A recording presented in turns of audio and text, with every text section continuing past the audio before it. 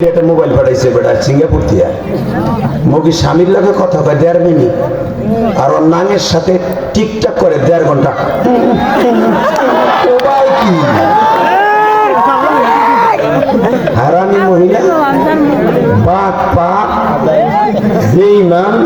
স্বামীর কিনা দিয়ে মোবাইল দিয়ে তার নাঙের লাগে কথা কয় ঘন্টার পর ঘন্টা কথা কন না কেন প্রবাসীর বউগুলো করতেছে না এগুলো শতকরা 5 জন ভালো 95 জন করতে আছে কষ্ট হইতেছে তারপর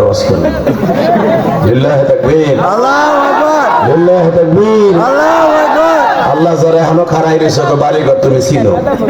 ও জন্য ঠিক মতো হাইটে বাড়িতে যেতে না পারে আর যে অটোতে যাবে 3টা পোল্ট্রি খাওয়াবো অটোটাকে ও আইসে ও আছে খারাই দিছে কিনলে গায়ে আল্লাহ যারা দোকান পাঠে ওই যে একটা তাবিজ গলায় দিয়ে দিয়েছে ভলান্টিয়ার বানাইয়া ট্রান্সমিটার বানিয়ে দিয়েছে গলায় লানতের তক্তা ওখানে খারাই খারাই মাতবাড়ি করতেছে ও শুনবো না 1 মিনিট 13 সেকেন্ড টাইম দিলাম যেখানে দোকানদারি আছে ওই দোকানের লাইনটা কারেন্টের লাইন কেটে দেন 10টার বেশি বাজে করে সব কারেন্টের লাইন কেটে দিলে সব মানুষগুলো দোকান বন্ধ হোক আপনারা চান না যদি এলাকার আপনারা শিক্ষিত মানুষ হয়ে থাকেন এই কমিটি যদি পোটা থাকে পোটা তাহলে কারেন্টের লাইন কাটেন ওইখানে হাজার হাজার মানুষ সভাপতি সাহেব বললেন এই যে অতিথি সাহেব বললেন আমার ভাইজান শিক্ষা অনুরাগী মানুষ দামি মানুষ সে বললো যে দোকানের কাছে যে মানুষগুলো আছে প্যান্ডেলে ধরবো না আমার বই যাইছে ওখানে বই হে চানাচুর খাইতেছে আর বাদাম খাইতেছে এই দায়িত্ব তো আপনাদের যে আমরা এখানে চানাচুর আর বাদাম বেচার লেগে পোস্টারে কোনো জায়গায় তোকে দাওয়াত দিইনি কথা না কেন চানাচুর আর বাদাম বেচবি আর মাহফিলে ক্ষতি হইব না এটা মানি না কথা বলেন লিল্লাহি তাকবীর লিল্লাহি তাকবীর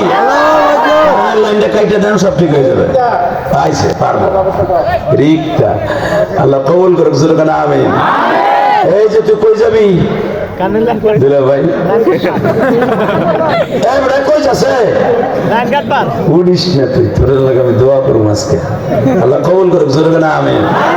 চেহারা সেই রে জায়েদ খানের মত বিল্লাহি তাকবীর আল্লাহু আকবার এবার বলো একসাথে সর্বময় ক্ষমতার মালিক কে যদি আল্লাহর জন্য কখনো জীবন দিতে হয় রাজি আছিস না নাই যুবক